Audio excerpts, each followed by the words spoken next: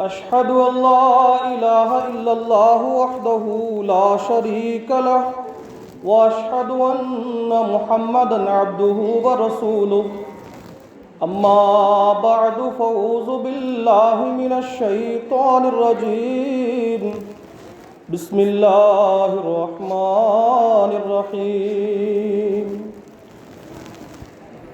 سبحان الله وبحمده سبحان الله العظيم اللهم صل على محمد وعلى آل محمد सर्वे जनाः सुखिनो भवन्तु सर्वे सन्तु निरामयाः सर्वे भद्राणि पश्यन्तु मा कष्टं दुःखं भार्गवे असतो मा सद्गमय तमसो मा ज्योतिर्गमय मृत्योर्मा अमृतं गमय यदा यदा हि धर्मस्य ग्लानिर्भवति भारत अभ्युत्थानम् अधर्मस्य तदात्मानं सृजाम्यहम् परित्राणाय साधूनां विनाशाय च दुष्कृतां धर्म संस्थापनार्थाय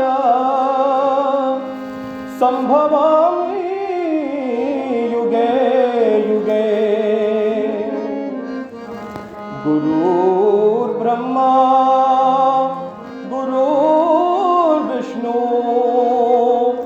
गुरुर्देवो भव महेश्वरा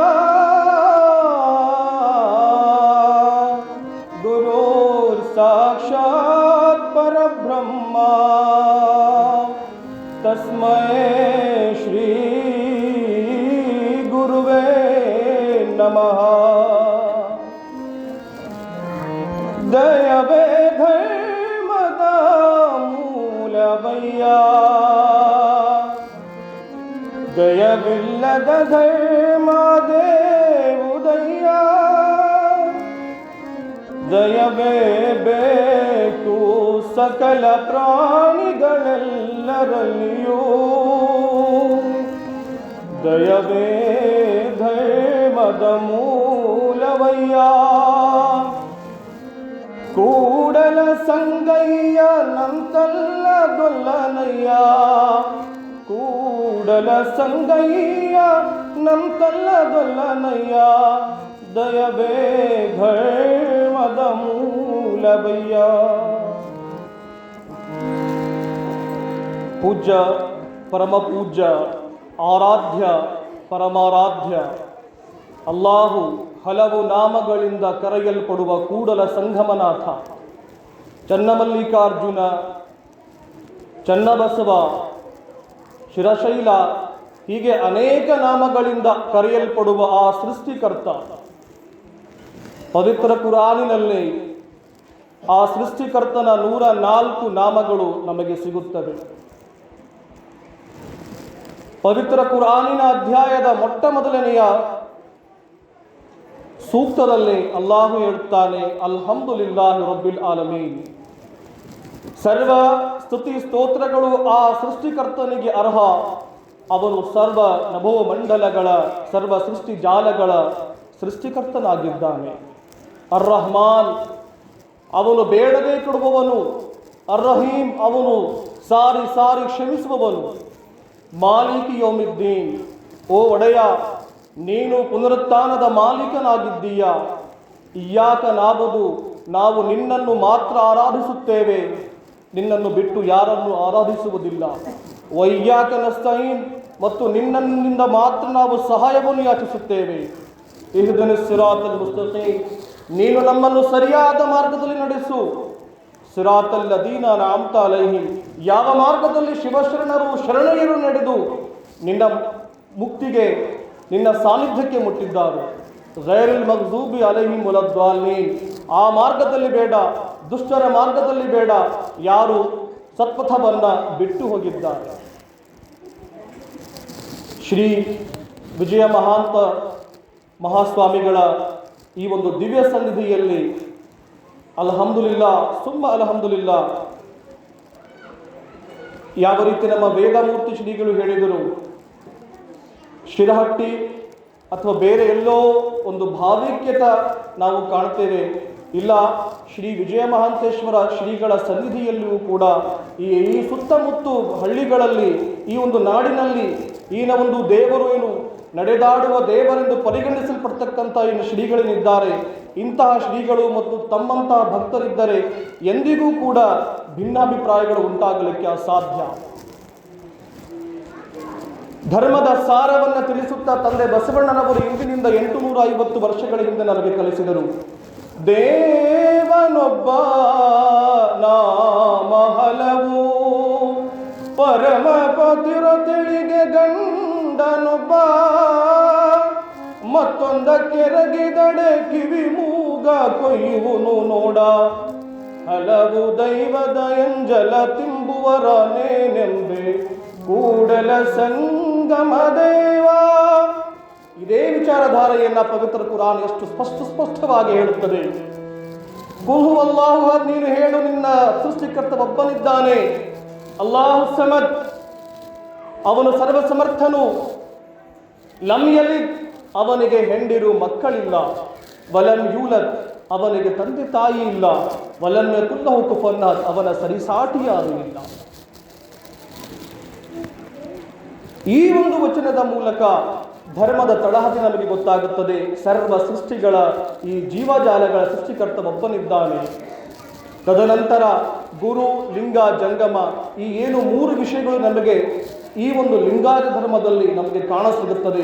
ಪ್ರತಿಯೊಂದು ಧರ್ಮದಲ್ಲಿಯೂ ಕೂಡ ಇದೇ ಒಂದು ಬುನಾದಿ ನೀಡತಕ್ಕಂಥ ವಿಷಯವನ್ನು ನಾವು ನೋಡುತ್ತೇವೆ. ಉದಾಹರಣೆಗೆ ಪವಿತ್ರ ಕುರಾನಿನಲ್ಲಿ ತಾವು ನೋಡಿದಾಗ ನಾವು ಸನಾತನ ಧರ್ಮದಲ್ಲಿ ನೋಡ್ತೇವೆ, ಅಸತೋಮ ಸದ್ಗಮಯ, ಸಮಾನತೆ ಮಿನಲ್ ಜುಲ್ಮತಿ ಇಲನ್ ನೂರ್ ವತುಖ್ರುಜುಲ್ ಮಯ್ಯತ ಮಿನಲ್ ಹೈ ತಮಸೂಮ ಜ್ಯೋತಿರ್ಗಮಯ ಮೃತ್ಯೋರ್ಮ ಅಮೃತಂಗಮಯ. ಅರ್ಥಾತ್ ಅಸಮಾನತೆಯಿಂದ ಸಮಾನತೆಯೆಡೆಗೆ, ಕತ್ತಲಿಂದ ಬೆಳಕಿನೆಡೆಗೆ, ಮೃತ್ಯುವಿನಿಂದ ಜೀವನದೆಡೆಗೆ ಯಾವಾಗ ನಾವು ಈ ಒಂದು ಪ್ರಯಾಣವನ್ನು ಬೆಳೆಸಿದಾಗ ಅಲ್ಲಾಹು ನಮಗೆ ಆ ಒಂದು ಸನ್ಮಾರ್ಗವನ್ನು ಕೊಟ್ಟೇ ಕೊಡುತ್ತಾನೆ. ಪವಿತ್ರ ಕುರಾನಿನಲ್ಲಿ ಒಂದು ಅಧ್ಯಾಯ ಬರುತ್ತದೆ. ಆ ಅಧ್ಯಾಯದಲ್ಲಿ ಅಲ್ಲಾಹು ಹೇಳುತ್ತಾನೆ, ಪ್ರತಿಯೊಂದು ಕುರುಹು ಆಗಿದೆ. ಭೂಮಿಯ ಒಂದು ಕುರುಹು ಚಿಹ್ನೆ, ಸೂರ್ಯನ ಒಂದು ಕುರುಹು, ಚಂದ್ರನ ಒಂದು ಕುರುಹು, ಎಲ್ಲವೂ ಕುರುಹು ಆಗಿದೆ, ಒಂದು ಚಿಹ್ನೆ ಆಗಿದೆ. ಹಾಗೆ ನಿಮ್ಮಿಬ್ಬರ ಗಂಡ ಹೆಂಡಿರ ಒಂದು ಸಂಬಂಧವು ನನ್ನ ಚಿಹ್ನೆ ಆಗಿದೆ, ನನ್ನ ಇರುವಿಕೆಯ ಚಿಹ್ನೆಯಾಗಿದೆ ಅಂತೇಳಿ ಪವಿತ್ರ ಕುರಾನ್ನಲ್ಲಿ ಅಲ್ಲಾಹ್ ಹೇಳುತ್ತಾನೆ. ಆದಮ್ ಮತ್ತು ಹವ್ವ, ಪಾರ್ವತಿ ಪರಮೇಶ್ವರ, ನಾವೆಲ್ಲರೂ ಮಕ್ಕಳು. ಪ್ರಥಮ ಘಟ್ಟದಲ್ಲಿ ಈ ಭೂಮಿಯ ಮೇಲೆ ಮೊಟ್ಟ ಮೊದಲನೆಯ ತಾಯಿ ಆದಮ್ ಮತ್ತು ಹವ್ವ, ಗಂಡ ಹೆಂಡು ಇಬ್ಬರು. ಹೀಗೆ ಅವರನ್ನ ಅನೇಕ ಭಾಷೆಗಳಲ್ಲಿ, ಅನೇಕ ಭಾಷೆಯಲ್ಲಿ ಅವರನ್ನ ಆಯಾ ಹೆಸರಿನಲ್ಲಿ ಕರೆಯಲಾಗುತ್ತದೆ, ಪಾರ್ವತಿ ಮತ್ತು ಪರಮೇಶ್ವರ ಅಂತೇಳಿ. ಹೀಗೆ ನಾವು ಪ್ರತಿಯೊಂದು ಪುರಾಣಗಳಲ್ಲಿ, ವಚನಗಳಲ್ಲಿ ಈ ಒಂದು ಕೊನೆಯ ಭಾಗದಲ್ಲಿ ಕೂಡ ಮತ್ತು ಪ್ರಾರಂಭ ಭಾಗದಲ್ಲೂ ಕೂಡ ಕೇಳ್ತೇವೆ, ಪಾರ್ವತಿ ಪರಮೇಶ್ವರ ಹರ ಹರ ಮಹಾದೇವ್. ಅಂದರೆ ಹರ ಹರ ಮಹಾದೇವ್, ಒಬ್ಬ ಮಹಾನ್ ಪ್ರವಾದಿ ಬರಲಿದ್ದಾನೆ. ಆ ಮಹಾನ್ ಪ್ರವಾದಿ ಶ್ರೀಕೃಷ್ಣನು, ರಾಮನು, ಮೊಹಮ್ಮದನು, ಬುದ್ಧನು, ಮಹಾವೀರನು, ಹೀಗೆ ಅನೇಕ ಪ್ರವಾದಿಗಳು ಈ ಭೂಮಿಗೆ ಬಂದು ಹೋದರು. ನನ್ನ ತಾಯಂದಿರೇ, ಅಕ್ಕ ತಂಗಿಯರೇ, ಸಹೋದರ ಸಹೋದರಿಯರೇ, ಒಂದು ವಿಷಯವನ್ನು ನನಗೆ ಬಿಚ್ಚಿ ಹೇಳುತ್ತೇನೆ. ಅದು ಏನಂದರೆ, ಪವಿತ್ರ ಕುರಾನಿನ 2ನೇ ಅಧ್ಯಾಯ ವಾಕ್ಯ ನುಡಿ 5ರಲ್ಲಿ ಅಲ್ಲಾಹು ಹೇಳ್ತಾನೆ, ವಲ್ಲದೀನ ಆಮನೂ ಬಿಮಾ ಉನ್ಜಿಲ ಇಲೈಕ ವಮಾ ಉನ್ಜಿಲ ಮಿನ್ ಕಬ್ಲಿಕ್ ವಬಿಲ್ ಆಖಿರತಿ ಹುಂ ಯೂಕಿನೂನ್. ಎಲೈ ಮುಸ್ಲಿಮರ ಕಿವಿಗೊಟ್ಟು ಕೇಳಿ, ನಿಮ್ಮ ಪ್ರವಾದಿ ಮೊಹಮ್ಮದ್ ಪೈಗಂಬರನ ಮೇಲೆ ಅವತೀರ್ಣವಾದ ಪವಿತ್ರ ಗ್ರಂಥದ ಮೇಲೆಯೂ ನೀವು ವಿಶ್ವಾಸವನ್ನು ಇಡಿ, ಮತ್ತು ಇದರ ಮುಂಚೆ ಅವತೀರ್ಣವಾದ ಶ್ರೀಮದ್ ಭಗವದ್ಗೀತೆ, ಡೇವಿಡಿನ ಗ್ರಂಥ, ಸ್ಪಲಮ್ಸ್, ರಾಮಾಯಣ, ಜೀಸಸ್ಸಿನ ಗ್ರಂಥ, ಹೀಗೆ ಬೈಬಲ್ ಅನೇಕ ಗ್ರಂಥಗಳ ಮೇಲೆ ನೀವು ವಿಶ್ವಾಸವನ್ನು ಇಡಿ. ಆಗ ನೀವು ವಿಶ್ವಾಸವನ್ನು ಇಟ್ಟಾಗ, ಆ ಗ್ರಂಥಗಳ ಮೇಲೆ ವಿಶ್ವಾಸವನ್ನು ಇಟ್ಟಾಗ, ನೀವು ಆ ಗ್ರಂಥಗಳು ಯಾರ ಮೇಲೆ ಅವತೀರ್ಣವಾಗಿದ್ದಾವೋ ಅವರ ಮೇಲೆ ಕೂಡ ನೀವು ವಿಶ್ವಾಸವನ್ನು ಇಡುತ್ತೀರ. ಅವಹೇಳನಕಾರಿ ಹೇಳಿಕೆಗಳನ್ನು ಹೇಳಬೇಡಿ, ಮನಸ್ಸಿಗೆ ನೋವುತಕ್ಕಂಥ ವಿಷಯಗಳನ್ನು ಹೇಳಬೇಡಿ. ತತ್ವ ಸಂಘರ್ಷ ಇದೆ ಹಿಂದೂ ಧರ್ಮದಲ್ಲಿ ಕೂಡ, ಸನಾತನ ಧರ್ಮದಲ್ಲಿಯೂ ಕೂಡ ಆಪಸ್ಮೆ ಒಳ ತತ್ವ ಸಂಘರ್ಷ ಇದೆ. ಹೀಗೆ ಧರ್ಮಗಳ ತತ್ವ ಸಂಘರ್ಷ ಇದೆ. ಆದರೆ ಮಾನವೀಯ ಮೌಲ್ಯಮಾಪನ, ದೇವನ ಏಕತ್ವ ಮತ್ತು ದೇವನ ಸೃಷ್ಟಿಯೊಂದಿಗೆ ಪ್ರೀತಿ ಬಗ್ಗೆ ಅಲ್ಲಾಹು ಸವಿಸ್ತಾರವಾಗಿ ನಮಗೆ ತಿಳಿಸಿದ್ದಾನೆ. ಪವಿತ್ರ ಕುರಾನಿನ ಸೂರತುಲ್ ಫಾತಿರ್ನಲ್ಲಿ ಅಲ್ಲಾಹ್ ಹೇಳ್ತಾನೆ,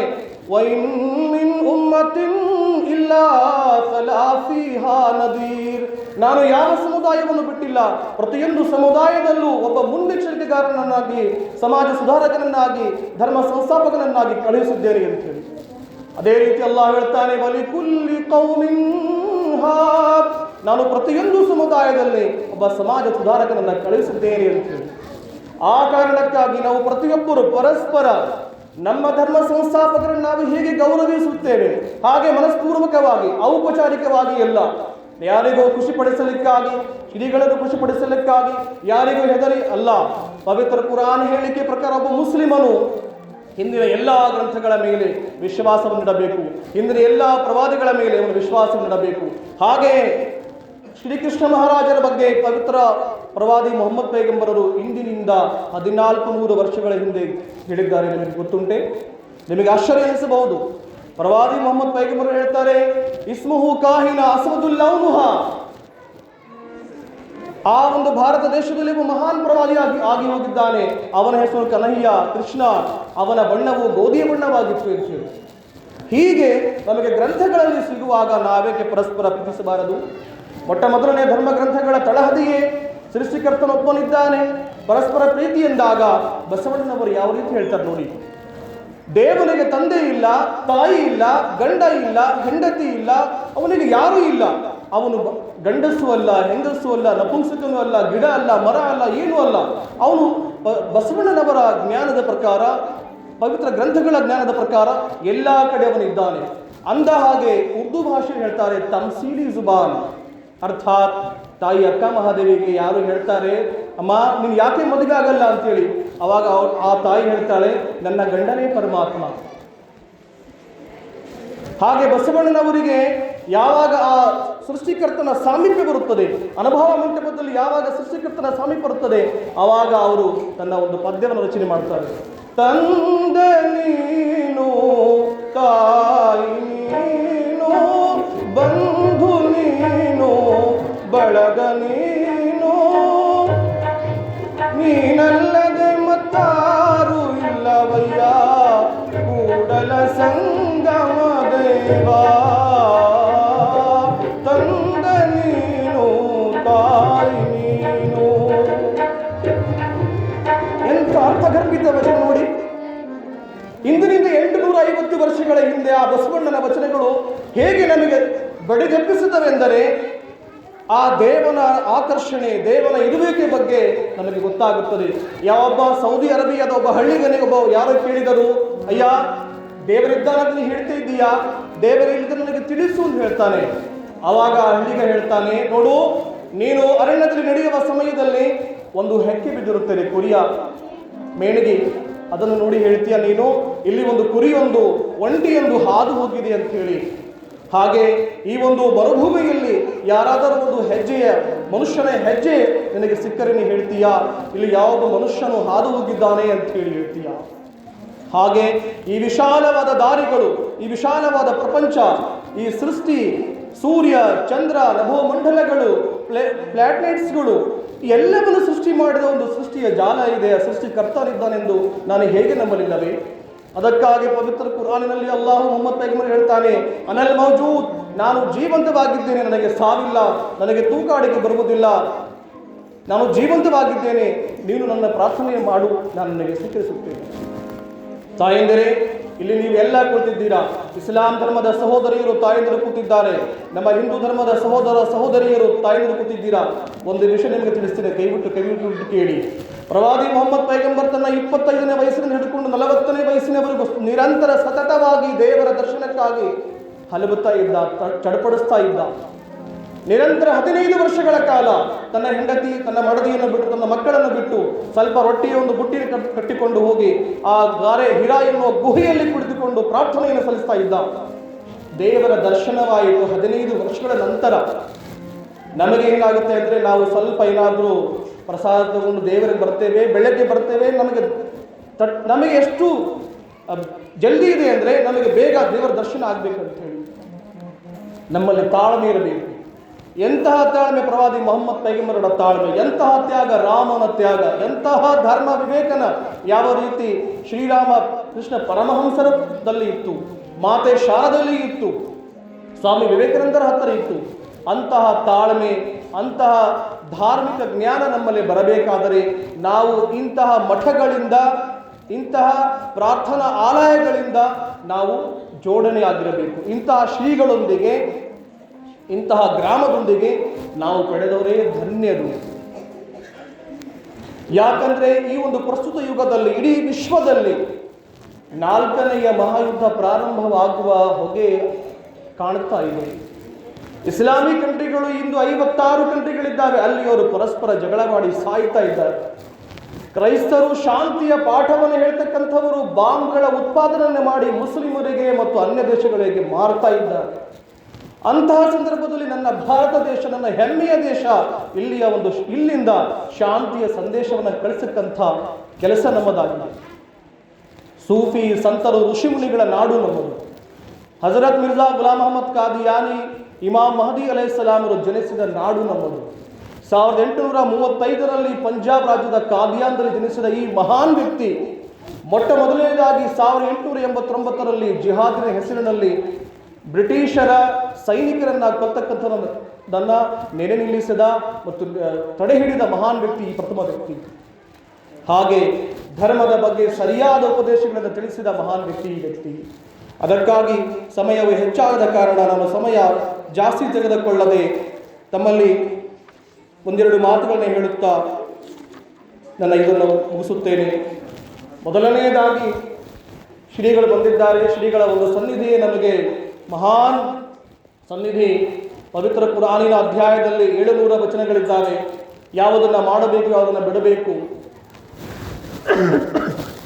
ಹಾಗೆಯೇ 7 ಕಮಾಂಡ್ಮೆಂಟ್ಸ್ ಬಸವಣ್ಣನವರು ನಮಗೆ ಕಲಿಸುವುದಿದ್ದಾರೆ.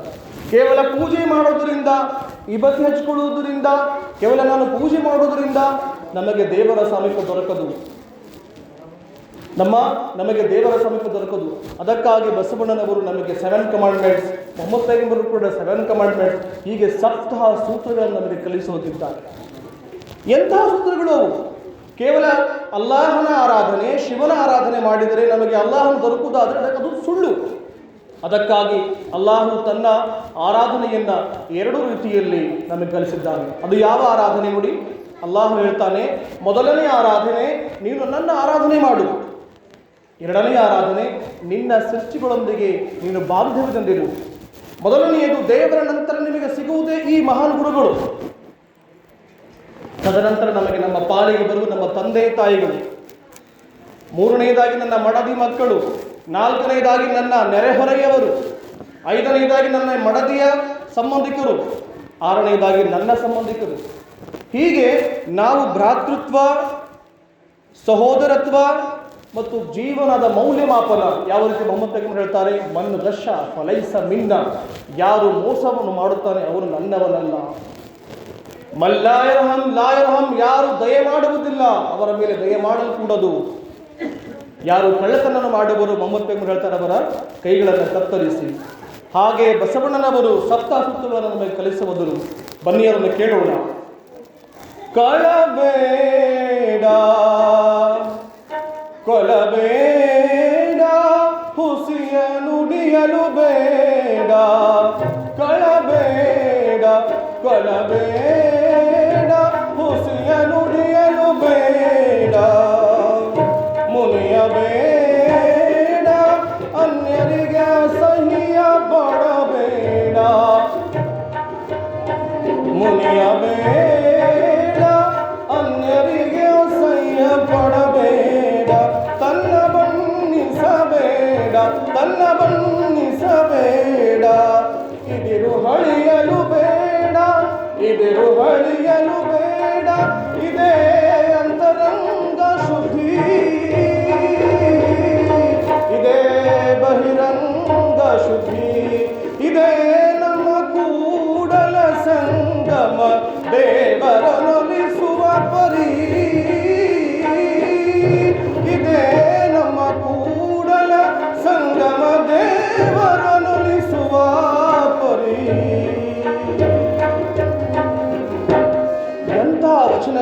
ರೋಮ ರೋಮಗಳು ಎದ್ದು ನಿಂತಾವೆ. ಎಷ್ಟು ಅರ್ಥಗರ್ಭಿತ ಅಪ್ಪಟ ಕನ್ನಡ ಭಾಷೆಯಲ್ಲಿ ಎಷ್ಟು ಬಸವಣ್ಣ ನನಗೆ ತಿಳಿಸಿ ಹೋದ್ರು. ಕಳ್ತನ ಮಾಡಬೇಡ, ಕೊಲೆ ಮಾಡಬೇಡ, ಸುಳ್ಳು ಹೇಳಬೇಡ, ಸಿಟ್ಟಾಗಬೇಡ, ಅನ್ನರಿಗೆ ಅಸಹ್ಯ ಪಡಬೇಡ, ತನ್ನನ್ನು ತಾನು ಬಣ್ಣಿಸಬೇಡ, ನೀನು ಚೆನ್ನಾಗಿದ್ದಿ ಅಂಥೇಳಿ, ಇದ್ರು ಹಳಿಯಲ್ಬೇಡ, ನಾನು ಕೊಟ್ಟಿದ್ದೀನಿ ಅಂತೇಳಿ. ಹೀಗೆ ಆ ದೇವರನ್ನು ಉಳಿಸಬೇಕಾದ್ರೆ ಕೇವಲ ಪೂಜೆ ಮಾತ್ರ ಅಲ್ಲ, ಈ ಸಪ್ತಾಹ ಸೂತ್ರಗಳು ಬೇಕು. ಈ ಸಪ್ತಾಹ ಸೂತ್ರಗಳನ್ನು ನಾವು ನಮ್ಮ ಜೀವನದಲ್ಲಿ ಅಳವಡಿಸಿಕೊಂಡಾಗ ಮಾತ್ರ ಆ ದೇವನು ನಮ್ಮ ಅಂತರಂಗವನ್ನು ಶುದ್ಧಿ ಮಾಡ್ತಾನೆ, ಬಹಿರಂಗವನ್ನು ಶುದ್ಧಿ ಮಾಡ್ತಾನೆ. ಇಲ್ಲವಾದರೆ ಆ ದೇವರ ನಾವು ಸಾಮೀಪ್ಯವನ್ನು ಪಡೆಯದೆ ದೂರವಾಗ್ತೇವೆ. ಆ ದೂರ ನಮಗೆ ಎಲ್ಲಿ ಒಯ್ಯುತ್ತಂದ್ರೆ ನರಕಕ್ಕೆ ನಾವು ನಾಂದಿ ಆಡ್ತೇವೆ. ಅದಕ್ಕಾಗಿ ಬಸವಣ್ಣನವರು ಹೇಳಿದ್ರು, ಈ ಒಂದು ಸಮಾಜದಲ್ಲಿ ಸಜ್ಜನರ ಸಂಘವನ್ನು ನಾವು ಮಾಡಬೇಕು, ದುರ್ಜನರಿಂದ ನಾವು ದೂರವಿರಬೇಕು. ಸಜ್ಜನರ ಸಂಗವ ಮಾಡಿದೊಡೆ, ಸಜ್ಜನರ ಸಂಗವ ಮಾಡಿದೊಡೆ,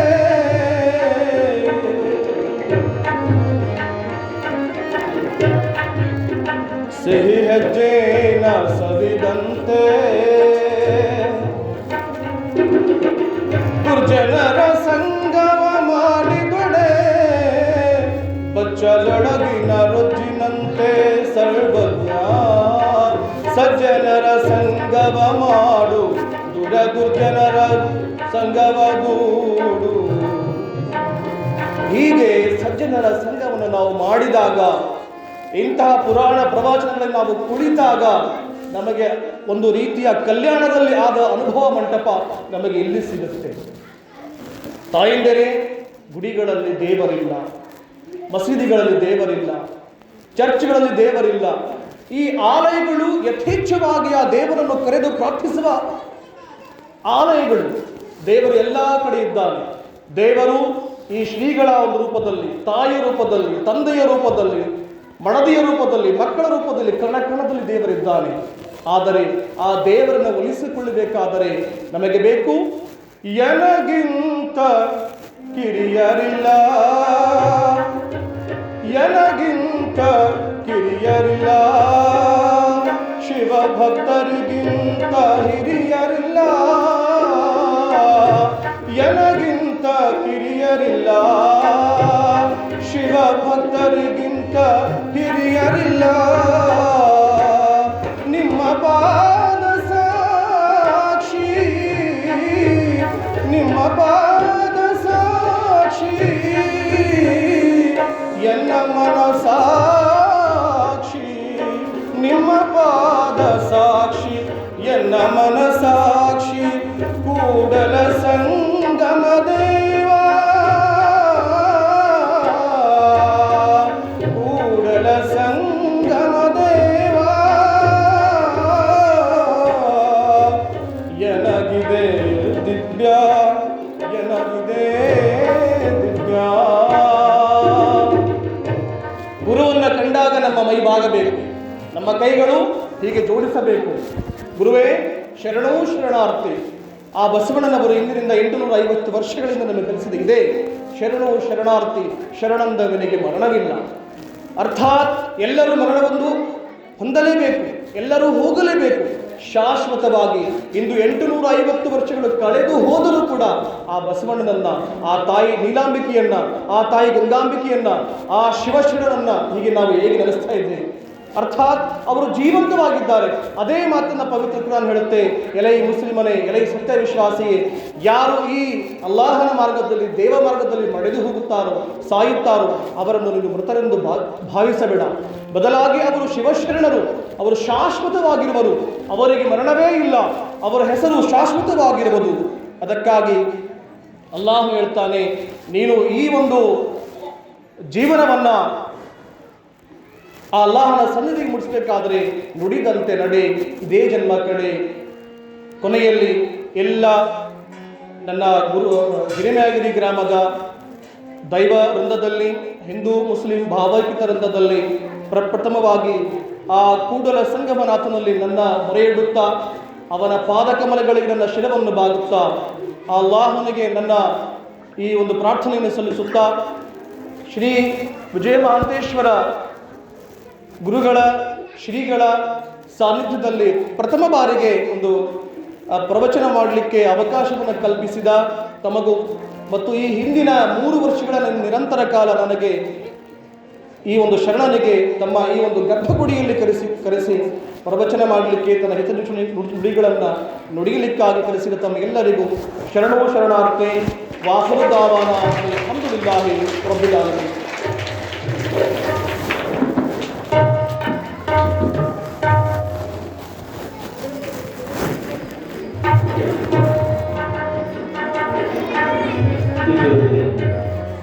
ಬಹಳ ವಿಶೇಷವಾಗಿ ಧರ್ಮದ ಉಪದೇಶಗಳನ್ನು ಕೊಟ್ಟ ಮಾನವನ ಒಂದೇ ಅನ್ನುವ